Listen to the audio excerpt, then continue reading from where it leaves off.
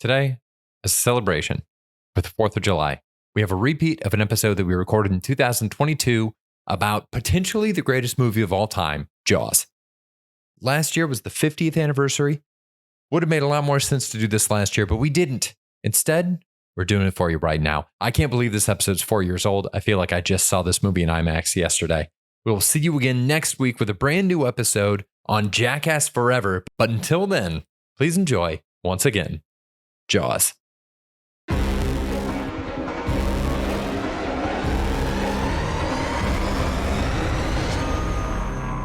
That's how you know it's time for Nerdy 430, the podcast where comedian Tim Keck and I talk about nerdy-ish things for 30-ish minutes. My name is Kevin Bauer, and I am thrilled because today we are going to be talking about one of my favorite movies of all time. That's right, it's Jaws. The reason we're talking about this is because Jaws is back in theaters. We were supposed to go see this movie in IMAX this past weekend. Tim, unfortunately, could not join us, but I don't want to rub it in, Tim. It was a really great time. I'm devastated. I'm devastated I couldn't go.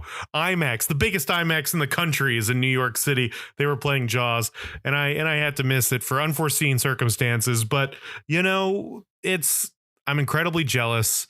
Jaws is an underratedly beautiful movie to look at and to view. I think people are so focused on how bad the shark looks in a lot of scenes that they don't realize that it's like on the fucking ocean. Like this isn't like a water. What do they call it? I want to call it a water stage. I don't know if that's what you call it. There's like, I believe the term is aqua set. An aqua set, yes, like an aqua palace, if you will, an aquatic center where you could maybe go swimming in like a big tank. You know, like Titanic. There's all that footage of like them hanging onto the board, and then like whoever directed that is just like standing there like outside the pool watching them do this. But Jaws is like out in the ocean, in the elements. It's beautiful. It makes me long for the sea. It's like incredible to see. And I'm so jealous I didn't get to see it wide. I watched it again on my, modest size television and enjoyed it thoroughly. Kevin, is this like the best movie of all time? It might be. This is solidly in my top, definitely my top 5, maybe my top 3 movies of all time. It's one of the movies I've seen the most.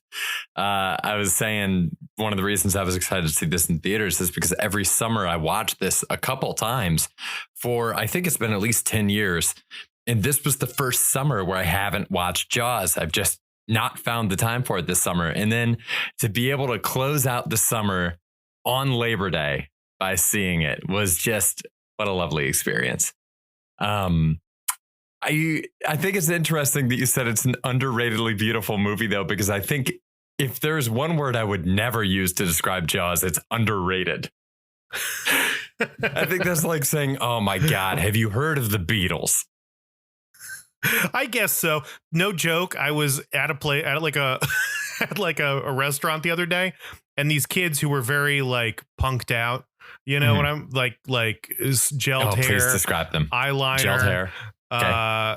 Chains of some kind, like a real throwback. I was kind of like, whoa, you guys still do this? Like it took me back to high school.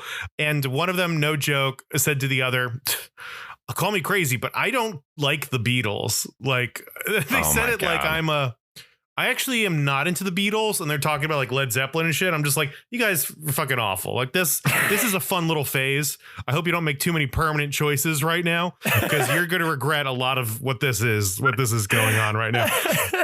Critiquing the Beatles like they're a real band like today doesn't make any sense at all. It's like they were edgy as hell for the context, Back then, you were edgy if you showed a little ankle and you gyrated a little bit. They're shooting Elvis from the waist up, and nowadays there's music videos where like everyone's ass naked fucking each other. I don't know what's true. I mean, I haven't seen a music video in forever. I'm just saying things now. Jaws, let's get back to that. It's I don't think people discuss Jaws as like a beautiful film all the time. Like, I don't think the actual visuals of it on the ocean, I think, are so stunning And when I hear people talk about Jaws, I don't necessarily hear them mention that the way maybe they should. Like, it's my go-to TV test movie, right? You get a new TV, you want to see if the TV's good. You just skip to that second half of Jaws when they're on the boat.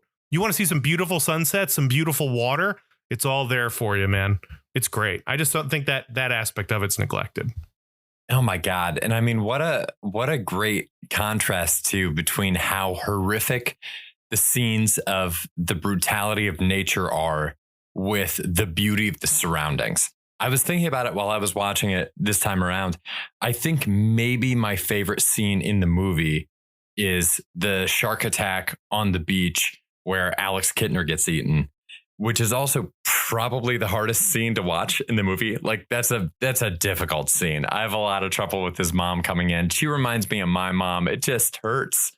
It just hurts me to watch it. The dog gets eaten, but it's such a beautiful, colorful scene. It is a beautiful day at the ocean that day. And I mean, that contrast between the beauty of nature and the horror of nature is just something else. It's so well done. There's another contrast that I wanted to talk to you about as well that really stood out to me this time watching it. I had two takeaways I'm realizing now that I was thinking about this time in a different way. One is, I think the acting in this movie is really, really good. Mm-hmm.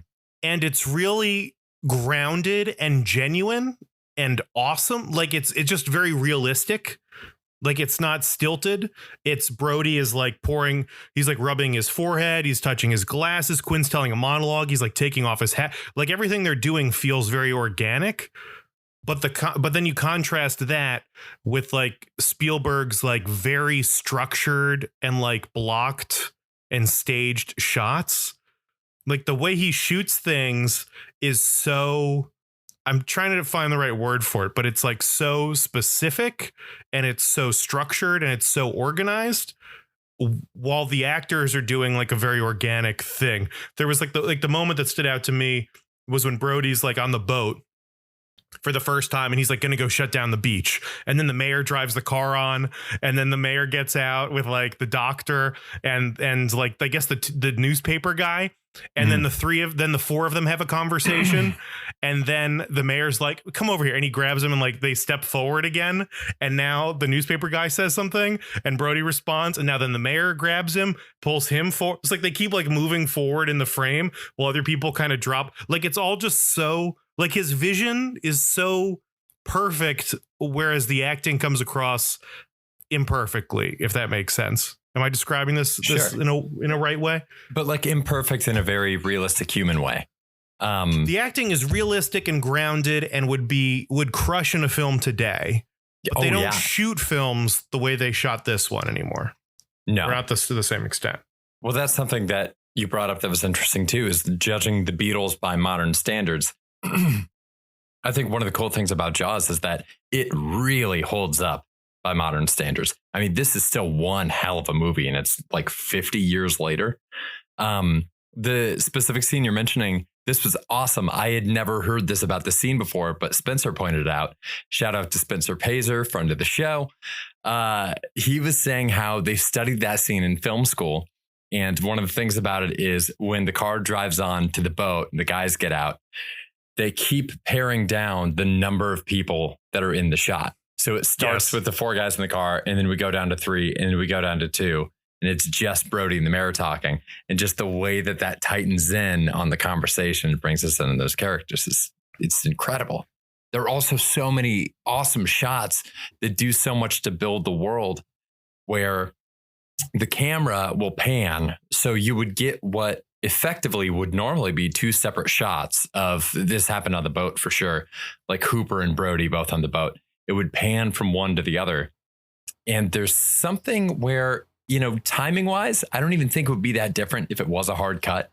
But there's something about doing it as a pan that really works and makes you feel like you are in that world. And Jaws is one of those movies that has a super defined world. Like, it's a movie that I can put on. And one of the reasons I come back to it so much is it does feel like a world that I want to set foot into. Yes, I think, to touch on that, the car shot, it's funny to me because it's so inorganic the way that happens, but the acting is very organic. I guess that's the word. One is very, the framing and the blocking is very inorganic, but then the acting is so organic. And to the boat thing, I think there were all these like incredible happy accidents during Jaws. I mean, it's kind of like a legendary production and all of that. The shark was a nightmare, so you don't see it. So they do like the Hitchcock reveal that's become iconic. Like there's so many iconic elements of this that were kind of happy accidents. I think one of them was that Spielberg wanted to like nail down the cameras onto the boat, and he got pushback from the camera crew saying you can't plant the camera on the boat because the boat will rock and the shot will rock and everyone will get seasick watching this movie. So they did a lot of handheld things, which then led to them doing the swivel, which then builds out the world of the boat in an incredible way. It really is like two separate movies. Like the first half is in the town and it's shot in a much more structured way with these kinds of shots that we're talking about. And then you get on the boat and it's like a whole different movie where it's shot kind of in a different way. And it's a different tone and story. It's great. It's so cool. Oh my God. It's so cool. And how it brings you into the vulnerability of being on the boat where you're surrounded by this uncertainty, especially because Brody's afraid of the water. So I remember in the director's commentary for Infinity War, which I highly recommend watching. If you're a fan of the show, you are probably a fan of Infinity War. Go watch the director's commentary. It's worth it. The Russo brothers talked about shooting scenes for the Guardians of the Galaxy because everything else that they had shot in their filmmaking career so far was like pretty grounded. Like they did the paintball episode of Community, but like still pretty based in reality. So for Guardians of the Galaxy, as a means of making sure that they could ground out how fantastic all the alien elements were, they shot those sections on handheld because their feeling was that the like natural motion of a handheld camera makes you feel like you are more physically in that world, which makes everything else feel more realistic. So all the things that are just shot on Earth are shot static, but all the stuff with the Guardians in space are handheld. Thought that was awesome. I think it works in the same way here with Jaws, where like putting you on that boat with them, it makes the experience so much scarier. That's an incredible point, and I buy it. It's so much more. It's so much less picturesque than like the small town they're in before, and so much less structured and just seems more fluid and dangerous. The boat is a legit scary place, and it becomes like a horror movie in the second half. It's crazy. One of the things that stood out to me this time, I was thinking about Chief Brody, and I think in the past I've kind of always thought of Chief Brody as like kind of a wuss and like just kind of a wimp and like a coward. Because I always, looking back on the movie, think about how scared he is to be on the boat. But now watching this time, I was really just like, this is just like such a manly movie. It's like just men being men in a way that like I would aspire to as someone who, you know, drinks an iced coffee and like goes for walks and, you know, brings an umbrella when it rains. It's just like three examples. City hands, Tim. Yeah, but it's three examples of like masculinity and like such a traditional archetype. And one is like Quinn, who's like, you know, drinking and out at sea and just like passionate about all this stuff. And even the rich city boy he works the boat. He goes in the water. He's like facing his fears. And then Chief Brody, I mean, I remember in they have the scene where they compare scars and then he lifts up like his shirt and it's like an appendix scar or something like that, which is so funny. But all of that kind of made me think that he is also like kind of just like a wimp and just along for the ride, and that him beating the shark is him becoming a man. And now watching it, I'm like, he's kind of always been the same guy. It's really just a fish out of water. Like he is an assertive, you know, man at the beginning of the movie. Then he leaves his element. He enters a domain in which he does not feel comfortable at all. And then by the end, he is hanging off a mast, taking a shot at a shark with a tank hanging out of his mouth. So like he takes a weird dip and he enters like this unknown and he returns, but he's still kind of like a badass the whole time. Do you feel that at all? Am I hitting something? Like he was a cop. I think you're definitely and hitting something. And then he comes in, he's bossing people around. He's assertive. We have to shut down the beach. They're like, we don't want to do that. He like he convinces the mayor to do all of this stuff. He is very assertive. He like cares about people. He's passionate. It's just the second he gets in the water, he's like, I don't know anything about this. All of a sudden I'm chumming on the boat. Like he's the low man on the totem pole, but he is still, you know, a guy the whole time. I don't know. I think that's his hero's journey, right? That's his Harmon story circle. That's, you know, it starts off and he's a fish out of water the whole time. But for the first half of his journey, he's trying to change Amity to fit what he wants. And then he realizes he has to change what he wants to fit Amity. So like he knows that a change is required, but he hasn't found that compromise yet. Because at first, exactly like you said, you know, he's this big city cop. They're coming to him. They're like, you don't know this town. Like, you don't understand this. You don't shut down the beach. It's about to be the 4th of July. And then by the end of it, he realizes like the only way that he can save this town is if he personally puts himself on the line to go take the shark out. And like, it's so funny you describe him as kind of a wuss because Brody's always been one of my absolute favorite film protagonists.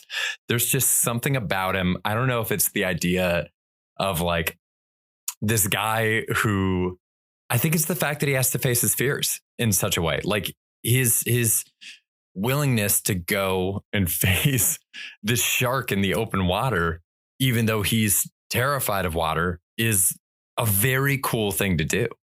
And I like the idea that it's kind of like he didn't have to get on that boat. Like he's forced into it by way of like he needed to take action. He needed to hire Quinn, but he personally didn't necessarily need to get on that boat.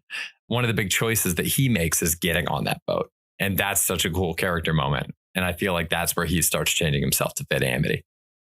Sorry. Oh, no, I think that's interesting. I think that's a great point. I don't think that he is a wuss the whole time. I think it's much more complicated than that. Like you were saying, like he changes for the town.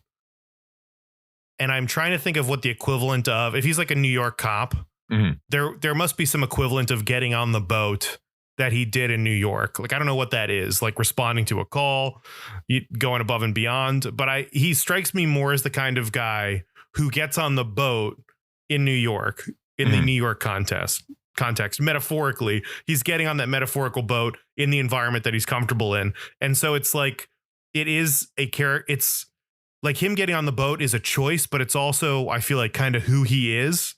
Sure. I don't know. It just seems very complicated. It seems much more complicated. It's such a good like hero's journey, but it seems like so much more complicated than just guy was a wuss and then became a man on a boat, which I think I've kind of brushed it off as in the past, you know?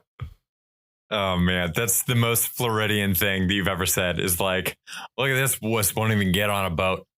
I'm also, you know what else? I'm wondering if there's a connection here. Look, we're not unique in liking Jaws, but I'm wondering if one of the reasons that we both connect to it is because we both grew up on the water. You, the actual ocean, me, a very wussy lake. That is kind of an interesting fact that I just discovered. I also, on the note of his character change throughout the movie, I wanted to loop this back to our conversation about Nope that we had last month, because we brought up Jaws, and I mean, everybody was bringing up Jaws while talking about Nope. And one of our big things was that we couldn't necessarily pin down exactly what Daniel Kaluuya's character arc was supposed to have been in the movie. So I was wondering if, having watched Jaws, if that brought anything about Nope back up for you, or made you view anything about Nope in any kind of a different way. I honestly haven't thought about Nope at all. Which is maybe a bigger indictment to that than anything, is I haven't spared a second thinking about Nope. I just really haven't thought about it at all, other than the fact that he's not necessarily wearing a cowboy hat in the poster. Other than that, I've really given Nope no thought. I think pretty poorly tried to explain how complicated I found Chief Brody's arc during Jaws. and I'm still grasping at what Daniel Kaluuya's would be. I just don't see it as complicated on a personal level. I think there's a deeper meaning of like your ancestors and living up to expectations and things like that. That being said, I think it somehow lacks the complexity of Chief Brody's internal struggle with this, which is why Jaws is the standard, man. It's so good. It's so cool. Yeah. I mean, damn. Should we do some beefs and thieves, not Kevin? to go any further. Yeah, absolutely. Yeah, that's interesting. Do you have any beefs? Do I have any beefs? I don't know. I don't know if I have any beefs. I can't really think of any. I'm shocked at how fast this movie is. This is a quick movie. I mean, it's 2 hours, but it moves really fast and goes at like a pretty good clip, and they're cutting between stuff and the dialogue's good. And yet they still have time for moments where Brody's just making faces with his son. So I don't know how they pull it all off. Honestly, it's so quick.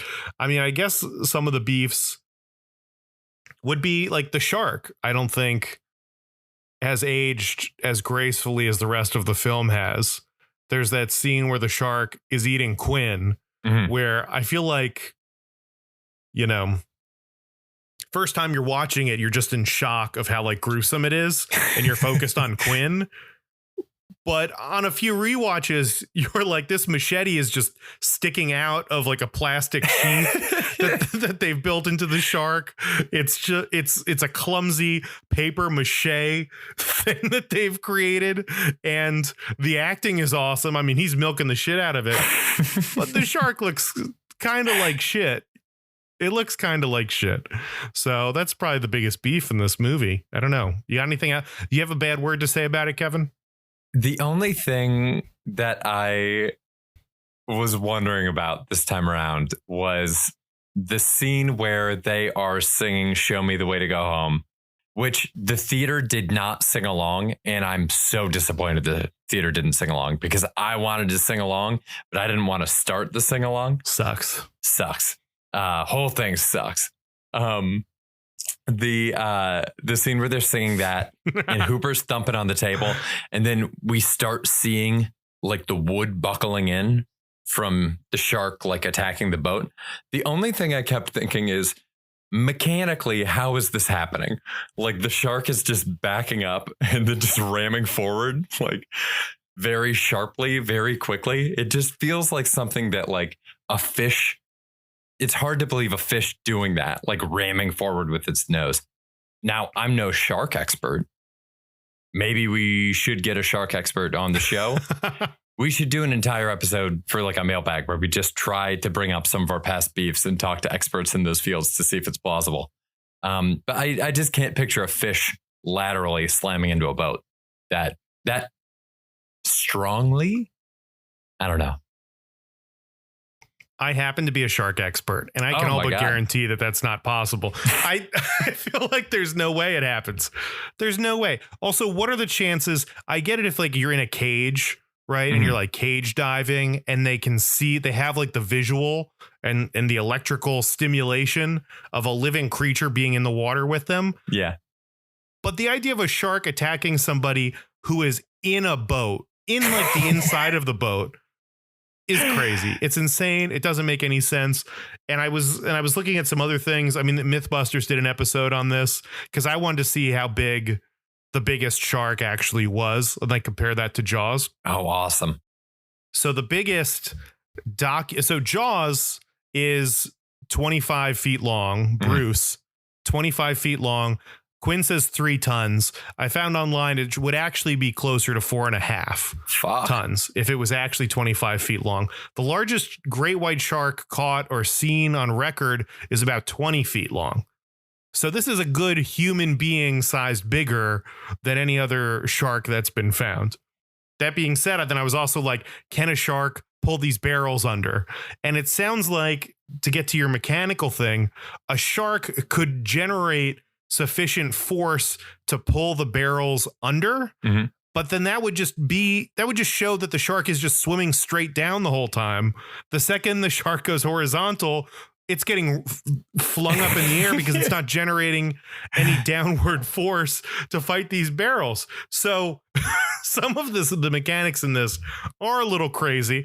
I mean, I guess I don't care enough to be nitpicking Jaws about the shark mechanics. It's just fun to talk about, and then there's a famous one that like, a scuba tank wouldn't actually explode, which is like a little devastating to learn. But I didn't know that. Still. You didn't know that. So if you puncture a tank, it'll fly around because compressed air is coming out, but there isn't necessarily a flammable component to it. So it wouldn't cause just a massive explosion. So there's a ton of holes in this if you want to pick them. Oh, I'm not even looking to do that, to be honest. It's like saying, wow, Vin Diesel actually isn't a good driver. It's like, why would we do this to ourselves? Why don't we just go along with it? Enjoy the ride. Oh, it doesn't make sense that a lightsaber only shoots out of this thing one way. Like, just go with it. It's all cool. It's fine. It's a giant shark. There's no way it's pulling down 3 barrels. Then it pulls down 3 barrels. Let's go. Let's go. Not with 3 barrels on him. That's my very bad Quint. I knew it was Quint. I thought it was great. Everybody knows it's Quint, but that doesn't mean it's a good one. Hey, all you got to do is clear that bar, man. It's a small bar. I got some thieves to drop. Let's drop some thieves. One of my first ones, you just mentioned Quint. I didn't realize before. I feel like I noticed so many more things this time around watching this movie. I didn't realize the extent to which Quint just kind of like drifts through the background between when he's introduced and when they actually officially hire him. So like there's that scene where they think they caught the shark and we just see Quint coming and shaking his head at those idiots because he knows that's not the shark. Like he's there and he's waiting and he knows that eventually they're going to have to come to him. And then that scene where he's making his demands, amazing. Like he knows that he has this town over a barrel and he's going to get whatever the fuck he wants out of this town to go kill that shark. That's awesome. That's one of my favorite scenes too. Maybe my thief, Kevin. A little bit of Countdown County / Brevard County / my hometown trivia. Rumored, my old English teacher used to say this all the time. The shark that they catch, where they say the bite radius of the shark doesn't match the bite radius of the victim, which is one of my favorite scenes and lines from the movie. Oh, that what? Shark caught in my hometown. So actually caught. Apparently it's a real shark. They caught it off the Cocoa Beach Pier, I think, or somewhere in Cocoa Beach. So I always get excited when I see it. I was watching it this time. I'm like, this doesn't look that real. Like I could totally believe the shark's fake. But apparently, rumor has it, caught off in Cocoa Beach in Florida. So I'm always excited about that. The bite radius on the shark does not match the bite radius of the victim. One of my favorite lines, him measuring the mouth, him talking to the guy saying this is like a great white. And the guy goes, what? It's just everything about it. Chief Brody, like getting in the photo with them taking the picture. It's so good. Then the mayor pulling them aside. I'm not going to let that damn Kittner boy spill out all over the dock. We do some autopsy on a fish. Like the mayor is throwing 99 miles per hour in every scene he's in. The mayor is outstanding. Dude, he really is. Here's another thief. The fact that they altered the mayor's backstory. So I can't remember if this is from the first draft of the screenplay or from the book that the movie was adapted from, or both. But apparently the original backstory for why the mayor wanted to keep the beach open is because he owed money to the mob and the mob was leaning on him for this money. That is so much weaker than it being an internal personal conviction that he believes this beach in Amity needs to stay open. I mean, holy shit, it's so much stronger to have that choice being made by the mayor himself. Because then when we see how shaken he is after the attack, when the shark is in the waiting pool or something, I forget what they call it right now. Lake or whatever. The wharf. The pond. Something. Yeah, the pond. The pond for old ladies. When he's shaking in the hospital and he's saying, my kids were on that beach too. I mean, like, if that is coming from externally, then he is not really at fault for that. It's like, I can't believe the mob is making me do this when my kids' lives are on the line. But when that conflict is coming from inside of him and he's got to reckon with the fact that he almost got his own kids killed based on his own convictions, Ooh, that's tasty. I like that. I think, yeah, I agree with you 100%. The mob ties unnecessary. The mayor, at the end of the day, at the beginning of the day, the middle of the day, and the end of the day, he's a politician. And the only thing that he cares about is money, having enough dollars to rub together. So everyone in town is like, this is how we make all of our money. He answers to them. He wants to get reelected because, you know, mayor on the resume does you no good unless you're running for mayor again. So he doesn't know what his career aspirations are after this. Maybe he could, you know, give speeches somewhere like a university as like a local celebrity. I don't know, do a used car commercial. I don't know. I don't know what happens to a mayor once they're no longer the mayor. I think a mayor is the kind of thing that you just, like the Supreme Court, you're just elected and then you're just the mayor in perpetuity forever. Damn the consequences. Yeah. So he just cares about the money. They need the money. That's all he's thinking about. He's being, you know, kind of the corrupt villain, I guess, of the story, the antagonist. And to see him turn and change his mind is incredibly powerful. And then we just never see that character again, which is so funny to me. It may be the funniest part of the whole movie is like the first hour you spend all this time building up these characters in this town and like backstory and like seeing all these people and the townsfolk. And then it's like, fuck that. This is about three bros on a boat. And they just go out there and they're just broing down and they're fighting a shark and it's awesome. And it's cool. The shark's eating the boat. They don't even, nobody else dies. Like it's just the three of them for the entire half of the movie. The shark isn't killing anybody else. It's not tearing anybody. It's doing very little other than like antagonizing them. And it's still so compelling, so incredible. Man, I love this movie. Someday I'll see it in IMAX and my life will be complete. Next year, man. We're going back next year. Next year. The only last thing that I wanted to drop for Thieves is that scene with Brody and his son at the dinner table when he's thinking things over. When I first started watching this movie, that was the throwaway scene for me. That was something where it's like, okay, we're watching this. Every time I watch it, the older I get, the more that sticks with me. And this past Monday in theaters, it almost brought me to tears. Like that scene is so powerful in such a quiet way. And I think that's one of those big things that Spielberg brings to a movie is he knows how to do those big action scenes and those really big, tense, like Hitchcockian scenes where we don't know where the shark is. We see like the camera going beneath people's feet in the water, but then he also knows how to get really quiet and ground everything that's happening in real human emotion. And I mean, we both talked about how character is the most important thing for us in a movie and how we just want to make sure that the story arc at the end of the day is good. And there's no better way to do it than to take these quiet moments with your characters and make sure that we feel what they're feeling. It's awesome. I agree. I love that scene.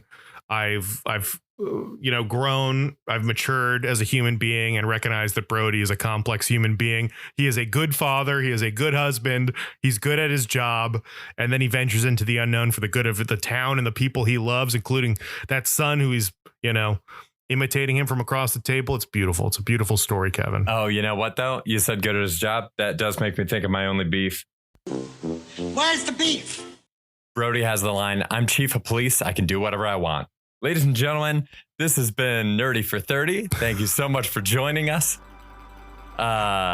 We've had a great time talking about this. I hope you've had a great time listening to us talk about it. If you have, go ahead, give us 5 stars wherever you're listening. It don't cost you nothing. Don't cost you a dang thing. Yeah, you're right. I long for the days when I could hear a cop say, you know, like tonight I'm not a cop and just go out and murder a bunch of bad guys and not feel like a twinge of like not feel like kind of bad about society when it happens. Dude, it's every movie in the fucking 80s. It's like 80s movies just set that pattern where it's like, well, they're a cop, so obviously they're a good guy. And sometimes we need to trust the person more than we trust the badge. Like, yeah, it's the worst possible moral to carry over into the 2020s. Yeah, it just seems like so much of that. I mean, there's like Lethal Weapon's one of my favorite movies of all time. I think we'll revisit it on the podcast at some point. We absolutely will. There's just scenes where it's like, this guy sold some drugs. He deserves to die. And it's like, okay, yeah, I mean, I guess so. No trial. That's fine. I didn't realize I was watching Judge Dredd, where he takes the law into his hands. Judge, jury, and executioner. That's just every single cop in every movie ever. And Chief Brody. I mean, justice for Jaws. Where's the trial for him? No. You can't Jaws just go out there and a kill lot of people. He's an endangered species, and we were invading his territory. Are great whites actually endangered? Well, sharks are endangered because of fishing. They're it's not necessarily us, but other countries do a lot of trolling, and they shark fin soup. That's a whole thing. They just take a shark, cut off his fins, and then throw him back in the ocean for him to slowly die on his own. Like a sad Some torpedo. gruesome stuff. We don't treat him great. But then again, they do attack like 6 people every year, so fuck them, right? Yeah, fuck sharks. Go Jaws. Thanks so much for listening, everybody. Go Jaws. If you want to send us an email, it's nerdy430@gmail.com. Other than that, we're going to be back next week talking about something. So see you then. Bye, everybody. We'll figure it out. We'll get our shit together. Yeah, we'll do it. Bye. Bye. Also, we're on YouTube.